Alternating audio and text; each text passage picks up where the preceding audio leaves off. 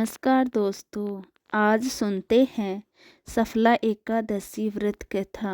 महाराज युधिष्ठिर ने भगवान श्री कृष्ण से पूछा, हे भगवान, पौष कृष्ण एकादशी का क्या नाम है और इस दिन किस देवता की पूजा करनी चाहिए और इसकी क्या विधि है? कृपा करके मुझे बताइए। भक्त वत्सल भगवान श्री कृष्ण ने कहा, धर्मराज, मैं तुमसे स्नेह करता हूँ, इसलिए इस कारण एकादशी के व्रत का महत्व कहता हूँ। इस एकादशी का नाम सफला एकादशी है। इस एकादशी के देवता श्री नारायण हैं। विधि पूर्वक इस व्रत को करना चाहिए। जिस प्रकार नागों में शेषनाग, पक्षियों में गरुड़ और सब ग्रहों में चंद्रमा, यज्ञों में अश्वमेघ और देवताओं में भगवान विष्णु श्रेष्ठ हैं, उसी तरह सब व्रतों में एकादशी का व्रत श्रेष्ठ है। जो मनुष्य सदैव एकादशी का व्रत करते हैं वो मुझे परम प्रिय है। और अब मैं इस व्रत की कथा कहता हूँ। चंपावती नगरी में महेशमार राजा राज्य करता था। उसके 4 पुत्र थे। उन सब में लुम्पक नाम का बड़ा राजपुत्र पापी था। वह पापी हमेशा परम स्त्री और वेश्यागमन करता, दूसरे बुरे कामों में अपने पिता का धन नष्ट किया करता था, सदैव ही ब्राह्मण देवता और वेश्यों की निंदा किया करता था। जब राजा को अपने बड़े पुत्र के ऐसे कुकर्मों का पता चला तो उन्होंने उसे अपने राज्य में से निकाल दिया। तब उसने विचार किया कि मैं कहाँ जाऊं और क्या करूं। अंत में उसने चोरी करने का निश्चय किया।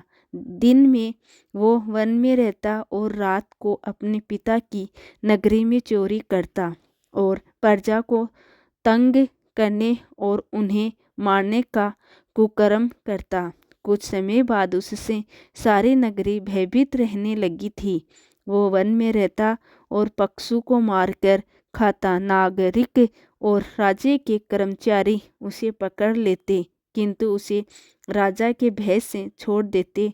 वन में एक बहुत ही प्राचीन विशाल पीपल का वृक्ष था। लोग उसकी भगवान के समान पूजा करते थे। उसी वृक्ष के नीचे वो महापापी लुम्पक रहा करता था। इस वन को लोग देवताओं की क्रीड़ा स्थल माना करते थे। कुछ समय बाद पौष मास कृष्ण पक्ष की 10वीं तिथि के दिन वो वस्त्रहीन होने के कारण शीतलहर के चलते सारी रात सो नहीं सका और उसके हाथ पैर ठंड से अकड़ गए। सूर्य देव होते ही वो मूर्छित हो गया।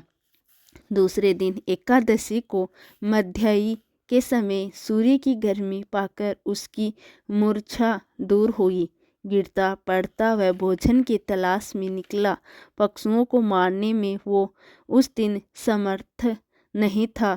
अंततः पेड़ों के नीचे गिरे हुए फल उठाकर उसी पीपल के वृक्ष के नीचे आ गया। उस समय तक भगवान सूर्य अस्त हो चुके थे। वृक्ष के नीचे फल रखकर कहने लगा, हे भगवान, आपके ही अर्पण ये फल हैं, आप भी तृप्त हो जाइए। उस रात्रि को दुख के कारण रात को उसे नींद तक भी नहीं आई।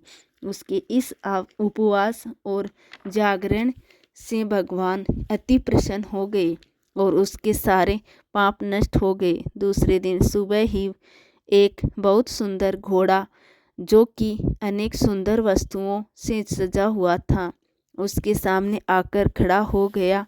उसी समय आकाशवाणी हुई, हे राजपुत्र, श्री नारायण की कृपा से तेरे सभी पाप नष्ट हो गए हैं। अब तू अपने पिता के पास जाकर राज्य प्राप्त कर ले।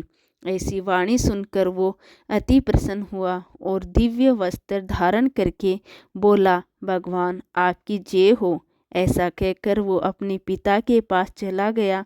उसके पिता ने प्रसन्न होकर उसे समस्त राज्य का भार सौंप दिया और वो खुद वन में चले गए। अब लुम्पक शास्त्रानुसार राज्य करने लगा। उसके स्त्री पुत्र आदि सारा कुटुंब भगवान नारायण के भक्त हो गया।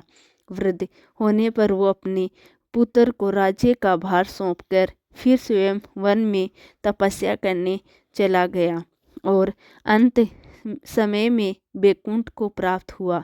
अतः जो मनुष्य इस परम पवित्र सफला एकादशी का व्रत करते हैं उसे अंत में मुक्ति मिल जाती है। जो नहीं करते वो पूंछ और सींगों सहित पक्षियों के समान होता है।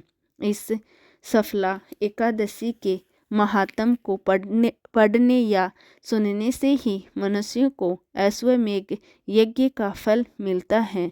तो ये थी सफला एकादशी की व्रत कथा। आपको ये कथा कैसी लगी कमेंट करके ज़रूर बताएं और साथ ही मेरे चैनल जतिन लाइफ स्टाइल को सब्सक्राइब करना ना भूलें। बोलो जय श्री हरि विष्णु की।